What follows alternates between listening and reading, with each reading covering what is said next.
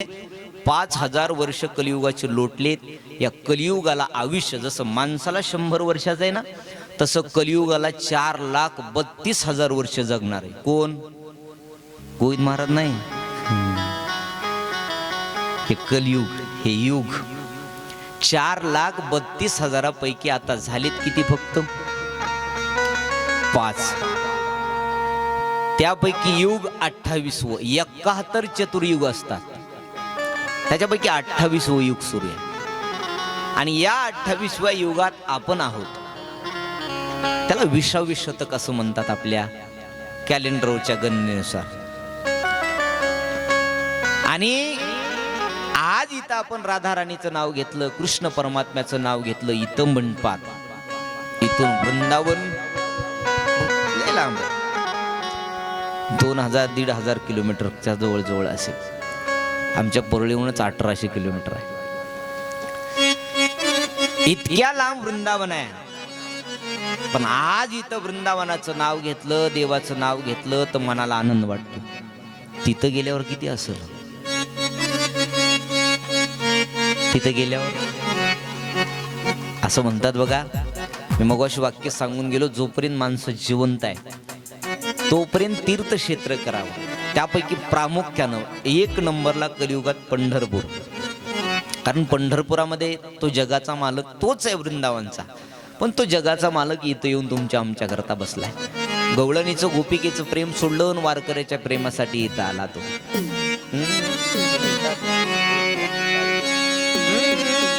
शंभू या दीपा माझी एक पंढरपूर गाव, माझी एक पंढरपूर गाव.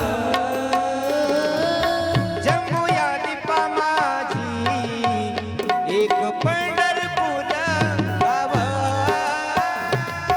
जमुया माझी एक पंढरपूर गाव. हो धर्माची नगर देखा विठू पाटील त्याचे नाव. धर्माचे नगर देखा विठू पाटील त्याचे नाव. हो चला जाऊ तया ठाया, काही भोजन मागावया. तया ठाया काही भोजन हो चला जाऊ, चला चला चला चला चला चला चला जाऊ तया ठाया, काही भोजन मागावया.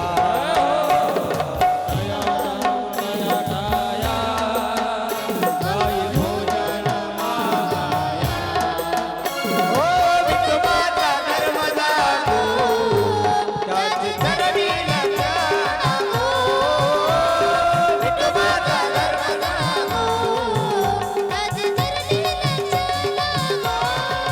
हे विठोबाचा धर्म जागो, त्याची चरणी लागो.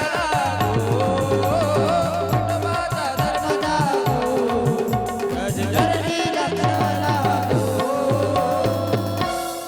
तोच कृष्ण परमात्मा आहे. पण तो कृष्ण परमात्मा कलियुगामध्ये, द्वापार युगातला कन्हैया, द्वापार युगातला कृष्ण, तो गोपिकेंचं प्रेम, गवळणीचं प्रेम, आई वडिलाचं प्रेम, नंद यशोदेचं प्रेम, वसुदेव देवकीचं प्रेम सोडून, राजपणा सोडून, गड्यांनो राजा किरे झाला, कृष्ण सिंहासनी बैसला, द्वारकेतलं राज्य सोडून आज 28 युग झालं विटेवरती उभा टाकले. म्हणून अगोदर आपल्या जवळचा मालक कोणता? पंढरपूरचा. नंतर 2 नंबरला ज्याला खरंच देव पाहायचा आहे, पंढरपूर तर आहेच. पंढरपूर शेतक इतकं महान आहे की साधुसंत महात्म्यानं जेवढं काशीला जाण्यामध्ये, जेवढं अयोध्येला जाण्यामध्ये, काशीच्या 1000 प्रदक्षिणा, अयोध्येच्या 1000 प्रदक्षिणा करण्यात जितकं पुण्य आहे, तितकं पुण्य निस्त पंढरपुरात पाऊल टाकला की मिळते. प्रमाण आहे. साधुसंत महात्म्यानं लिहून ठेवलेले आहेत.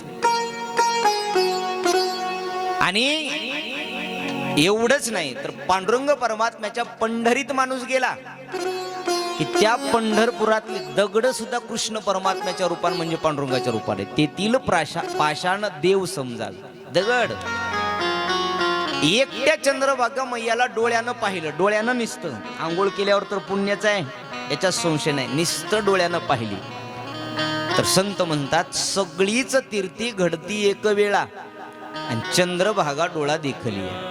निसतं डोळ्यानं पाहिलं, आंघोळ केल्यावर पुण्य. अहो सगळे तीर्थ म्हणजे किती आहे जगात? जगात 360 तीर्थ आहेत आपल्या जगात. आता हे बारके भरपूर आहेत बरं का, आता त्याचे काही सांगत नाही, पण प्रामुख्यानं जिथं गेल्यावर माणसाला पुण्य मिळेल असं जगामध्ये 360 तीर्थ आहेत. नामदेव रायाचं प्रमाण आहे, नामदेव महाराज म्हणतात 360 तीर्थ आहेत. ते 360 तीर्थ करायला माणसाला आयुष्य खर्च करावं लागेल. बरं काही काही तीर्थक्षेत्राला गेलेली माणसं वापस आलीच नाहीत. काही काही तीर्थयात्रेला गेले, तीर्थक्षेत्र करायला गेले, बद्रीनाथ केदारनाथला गेली काही माणसं 2-3 वर्षापूर्वी गेली होते बघा, आणि परत काही आलेच नाहीत. त्याच्यात परळीचे बी होते म्हणून मला माहिती आहे, आले नाही परत. म्हणजे हे 360 तीर्थ करायला माणसाला किती दिवस लागल, किती वर्ष लागल आणि किती पैसा लागल सांगता येणार नाही. पण तेवढे 360 तीर्थ निष्ठ पंढरपूरच्या पांडुरंगाच्या मंदिराची भिंत पाहिली, पांडुरंग परमात्म्याच्या पाठीमागलची भिंत पाहिली ना तर 360 तीर्थ घडतात. नामदेवरायचं प्रमाण आहे. पाहता राऊळाची पाट तीर्थे घडली 360. निस्ती राऊळाची पाट पाहिली. आता काही माणसाला वरी बघून चालायची सवय लागली. कुठं बघून? खाली कोणी बघच नाही सध्या.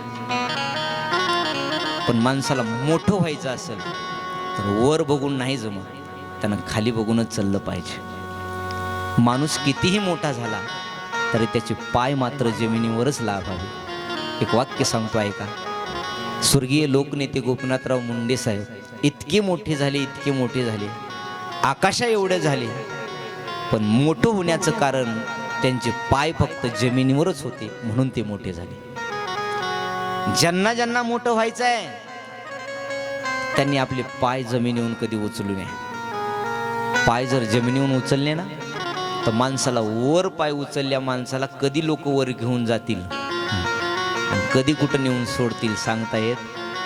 म्हणून पाय जमिनीत असा. तर काही माणसाला वरी बघायची सवय, त्याच्याकरताही संतांनी प्रमाण सांगितलंय. वर बघायचे पंढरपूर गेल्यावर निस्त पांडुरंग परमात्म्याचा कळस पाहायचा. वर बघायचंय ना तर पांडुरंगाचा कळस पाहायचा. पांडुरंगाचा कळस पाहिला की तुकोबराय म्हणतात, तुका म्हणे मोक्ष देखिल्या कळस तात्काळ हा नाश अहंकाराचा. निस्त वर पाहिलं कळस पाहिला की त्याला मुक्ती आहे, मोक्ष आहे. देवाचं दर्शन गेल्यावर मुक्ती आहे याच्यात संशयच नाही. राऊळाची पाठ मंदिराची पाठ पाहिली तर 360 तीर्थाचं पुण्य पदरात आहे. चंद्रभागा मैया डोळ्यानं पाहिली तर सगळी तीर्थ जगात जेवढे आहेत तेवढे पुण्य आहे. आणि पांडुरंगाचा कळस पाहिला तर त्याला मोक्ष मिळतो. त्याच्यातला सगळ्यात मोठा तुमचा आमचा जो अहंकार नावाचा विकार आहे तो तात्काळ नाश पावतो. आणि एकदा का अहंकार माणसाच्या मनातून निघून गेला, अहंकार गेला आणि तुका म्हणे देव झाला. अहंकार गेला रे गेला की देव होतो माणूस. आणि हाच अहंकार आला, अहंकार आला आणि तुका म्हणे वाया गेला. अहंकार आला की माणूस वाया जातो, अहंकार गेला की माणूस देव होतो. पण सध्या प्रत्येकाच्या जवळ आहे तो कोण? मी नाही बरं, प्रत्येकाच्या जवळ आहे तो. प्रत्येक जण म्हणतंय हो मी आहे म्हणून तर होत आहे, मी आहे म्हणून तर एवढं होत आहे, मी आहे म्हणून हे चालतंय, मी आहे म्हणूनच झालंय, मी आहे म्हणूनच केलंय. तुमचं बी सांगू, आमच्या इकडचं बरं, इथलं नाही माहिती. मी आहे म्हणून नांदली, नाही तर दुसरी आमच्या इकडं आहे का नाही माहित नाही. हा जो मी आहे ना, हा मी माणसाला मनात बसू देत नाही, हा मी माणसाला माणसात बसू देत नाही. आणि हा मी माणसाला कधी माणसातून उठवून घेऊन जाऊ शकेल सांगता येत नाही. माणसानं किती बी मोठं व्हावं पण या अहंकाराला जवळ येऊ देऊ नये. अहंकार नाही जोड आला की जीवनाचं कल्याण झालं. मी म्हणून जगण्यात मजा नाही, आपलं म्हणून जगण्यात मजा आहे.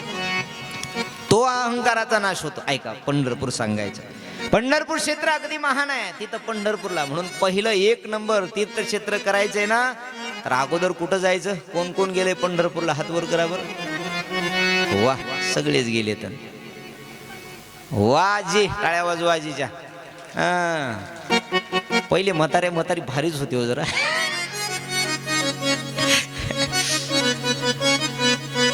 25 वाऱ्या केल्यात आजीनं, 25.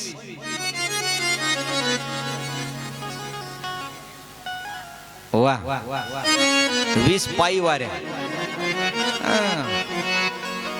25 वाऱ्या. आता कल्पना करा, 25 वाऱ्या ज्या आजीनं केल्यात तिला पुण्य लाभणार नाही का? अहो 100% लाभल. आजी काळजी करू नका, कमी पडलं तर माझ्या हिशाच देतो. बघा, वाचले हा.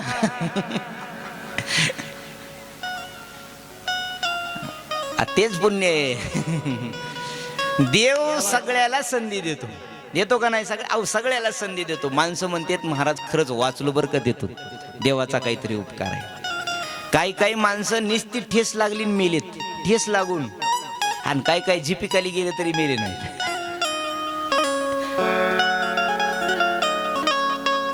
खरंच आहे ते. पुण्याईचं पारड जड भरलं ना. साधू संत महात्मे म्हणतात, न मोडे काटा हिंडतावन. जित जाताल जाको राके साइया ताको मार सके ना कोई. बालन बाका होता जिसका जिस पर प्रभु का हात है. असं म्हणतात. मारने वाला है भगवान, तारने वाला है भगवान. मारने वाला है भगवान, तारने वाला है भगवान. जल तल पृथ्वी आकाश पे केवल उसकी सत्ता है. प्रभु इच्छा के बिना यहाँ हिल सके ना पता है. तारने वाला है भगवान, बचाने वाला है भगवान. मारने वाला है भगवान, बचाने वाला है भगवान. कधी कुणाला मारायचं त्याच्याच हातात आहे आणि कधी कुणाला तारायचं त्याच्याच हातात आहे. म्हणून 1 नंबरला तीर्थक्षेत्र करायचं तर पंढरपूर. पंढरपूर सारखं तीर्थ नाही, चंद्रभागे सारखं तीर्थ नाहीये. ऐका, एक वाक्य सांगून जातो जाता जाता आठवलं. ज्ञानोबराय तुकोबराय सारखे संत नाहीत. ज्ञानोबराय तुकोबराय सारखे संत नाहीत. ज्ञानेश्वरी गाथ्यासारखा ग्रंथ नाही. पंढरपूर सारखा देव नाही. चंद्रभागेसारखा तीर्थ नाही. आणि आपल्या वारकरी संप्रदायासारखा संप्रदाय जगात दुसरा कुठला नाही. आणि हे वारकरी संप्रदाय अगदी महत्वाचा आहे. अहो, ग्रंथ समजल्याशिवाय संत समजणार नाहीत आणि संत समजल्याशिवाय भगवंत समजणार नाही. ज्या दिवशी ग्रंथ समजतील म्हणून पहावे पुराणी विचारून. हरिपाठ पाठ आहे, हरिपाठातले पहावे पुराणी विचारून. विश्वास बसत नसेल, आता कायला विश्वासच राहिला नाही. मग नाही विश्वास बसत ना, ताना गाथान वाचा. पांडुरंग परमात्म्याचं महात्म्य, पंढरीचं महात्म्य. नामदेव महाराजांना सांगितलेलं, सगळ्या संत महात्म्यानं सांगितलं की पंढरपूर क्षेत्र किती महान आहे. चला पंढरपूरला जायचं. 2 नंबरला वृंदावनला. वरून बघायला पंढरपूर चांगलं दिसेल का नाही माहित नाही, पण अंतकरणातून पाहिलं तर पुन्हा जगातलं कोणतंच तीर्थ आवडणार नाही, इतकं मात्र गॅरंटी आहे. तसंच वृंदावनात आहे. वृंदावनात काय, अवधे द्वापार युगामध्ये भगवान कृष्ण परमात्म्यानं जेवढ्या लीला केल्यात तेवढ्या आजही तिथं पाहायला मिळतात. जिथं रास क्रीडा खेळली भगवान कृष्ण परमात्मा. निधिवन आजही आहे. 5000 वर्ष त्याच्या अगोदर कधी होती कृष्ण परमात्मा. निधिवन आजही आहे. जो गिरिराजी गोवर्धन पर्वत उचलला तो गोवर्धन आजही आपल्याला पाहायला मिळतो. ज्या यमुना मैयाच्या किनारी भगवान कृष्ण परमात्म्यानं खेळ खेळले, ज्या कदंबाच्या झाडावर चेंडू अडकला तो कदंबाचा वृक्ष आज सुद्धा आहे. ज्या कदंबाच्या झाडावरती वस्त्रहरण केलं भगवान कृष्ण परमात्म्यानं गोपिकेंचं, ते वस्त्रहरण केलेलं झाड आज सुद्धा आहे. आज एवढ्या वर्ष झाली ज्या गोपिकेंना भगवान कृष्ण परमात्म्याला पती आम्हाला मिळावा, तोच कान्हा पती म्हणून मिळावा, याच्याकरता कात्यायनी व्रत केलं. एक रीतीची देवी केली होती, तिला कात्यायनी देवी असं म्हणतात. त्या देवीचं मंदिर आजही पाहायला मिळत. ज्या भगवान भोलेनाथानं या रास क्रीडेचा आनंद घ्यायचा म्हणून वृंदावनात आले आणि येऊन स्त्री रूप धारण केलं, शृंगार केला गोपीचा, गोपी बनली. त्या गोपिकेश्वराचं मंदिर भोलेनाथांचं आजही आहे. जगाच्या पाठीवर भोलेनाथांचं स्त्री रूपात, अर्ध स्त्री आहे अर्धे पुरुष आहेत असं मंदिर एखाद्या ठिकाणी असेल, अर्ध नारी नटेश्वर असं त्याला म्हणतात. पण जगाच्या पाठीवर म्हणतोय मी, भोलेनाथाचं स्त्री रूपातलं मंदिर फक्त एकाच ठिकाणी, त्याला वृंदावन म्हणतात, त्याला गोपिकेश्वर भगवान म्हणतात. आजही आहे. ज्या ठिकाणी ब्रह्मदेव आले होते तिथं ब्रह्मकमळ ब्रह्मकुंड आजही आहे. त्या वृंदावनातल्या मातीत मी राहिलो. आज सुद्धा भगवान कृष्ण परमात्मा तिथं आहे का नाही हे पाहायचं असेल तर तिथल्या सगळ्या गोष्टीहून ऐकतोय जेवढं भागवतात तेवढ्या गोष्टी डोळ्यानं पाहायला मिळतात. कानानं ऐकलेलं कधी कधी खरं होतं का नाही माणसाला विश्वास नसते, पण डोळ्यानं पाहितलेला विश्वास आहे. पाहिलंय आहे की नाही आपण, वा पाहावं माणसाने वृंदावन. त्या वृंदावनात आलात असं म्हणतात. जरा चलके देखो वृंदावन, जरा चलके देखो वृंदावन, शाम बंसी बजाता मिलेगा. जरा चलके देखो वृंदावन, शाम बंसी बजा के मिलेगा. देखो चल के वृंदावन, श्याम बंसी बजाता मिलेगा. वो शाम बंसी बजाता मिलेगा, शाम गैया चराता मिलेगा. श्याम बंसी बजाता मिलेगा, श्याम गैया चराता मिलेगा. वो जरा चल के देखो वृंदावन, शाम बंसी बजाता मिलेगा. चल के देखो वृंदावन, शाम बंसी बजाता मिलेगा.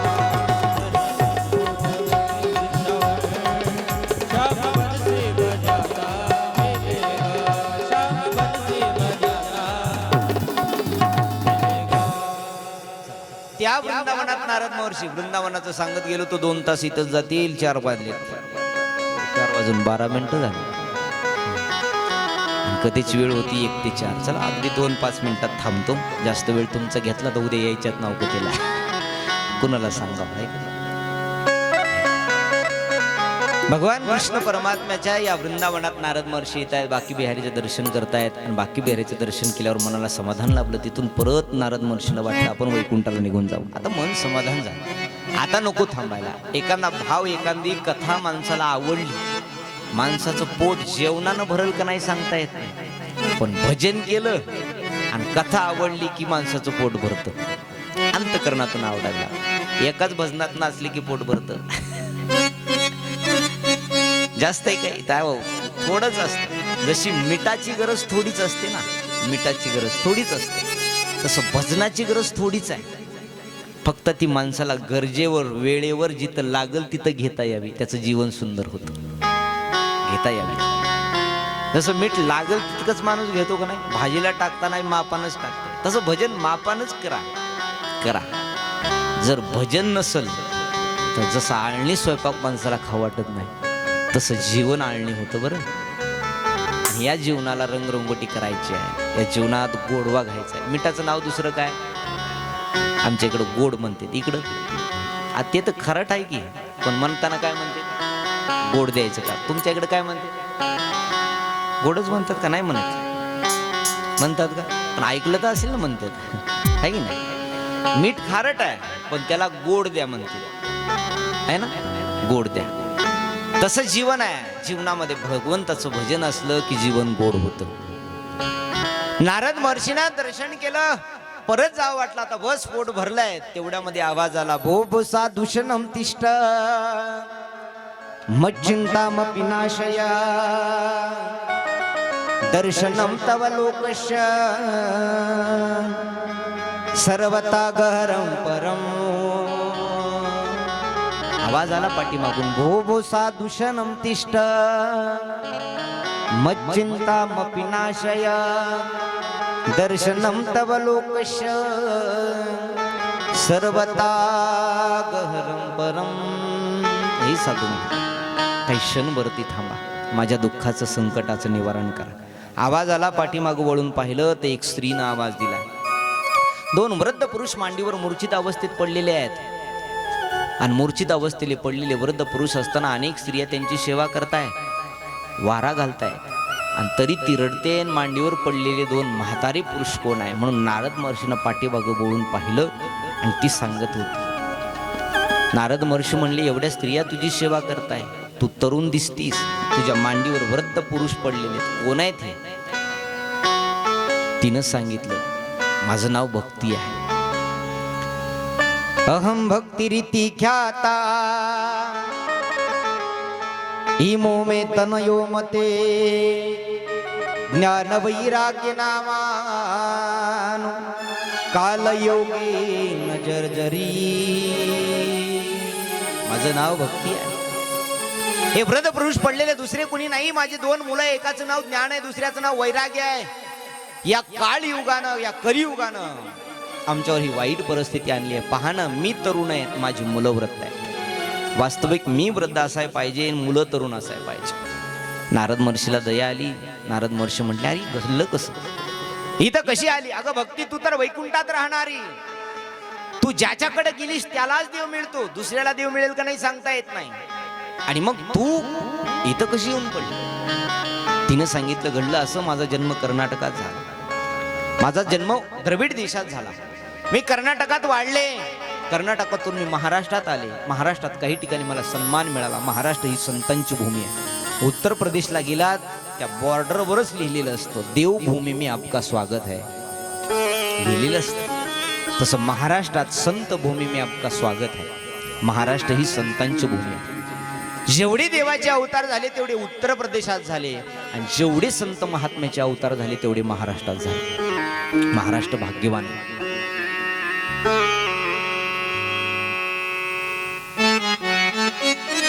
महाराष्ट्रात आले, मला सन्मान मिळाला. दोन मुलं झाली मला, एकाचं नाव ज्ञान, दुसऱ्याचं नाव वैराग्य. ज्ञानाच्या रूपात ज्ञानोबरायाचा जन्म झालाय, वैराग्याच्या रूपात देहूच्या तुकोबरायाचा जन्म झाला. दोन मुलं झाली मला. तिथून मी गुजरातला गेले.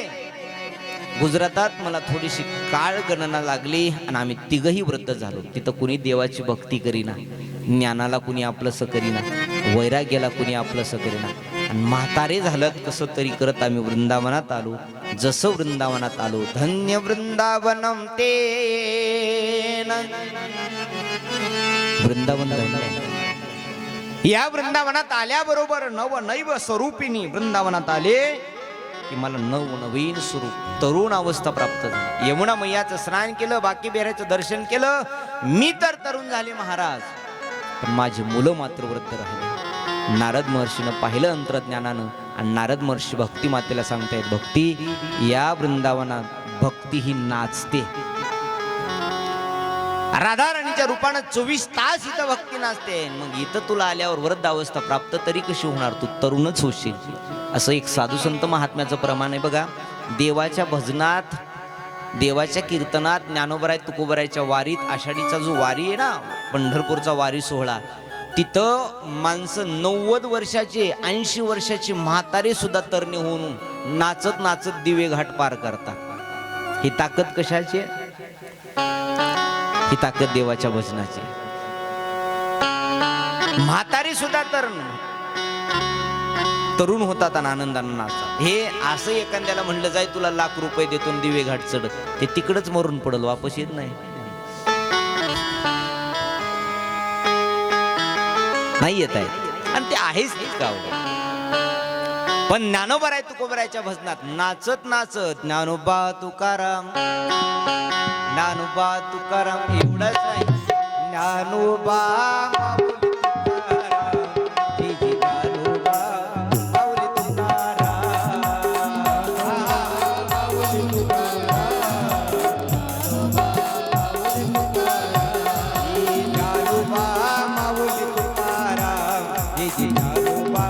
माऊली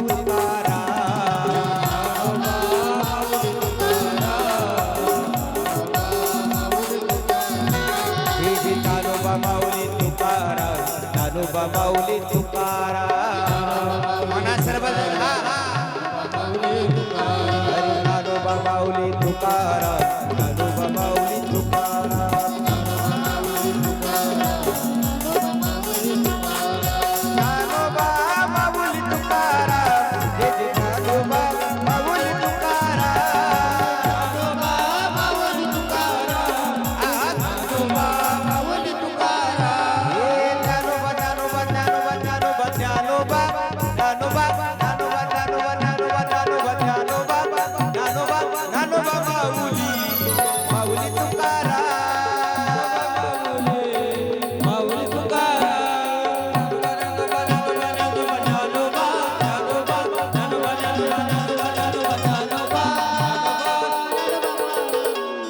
माऊली तुकाराम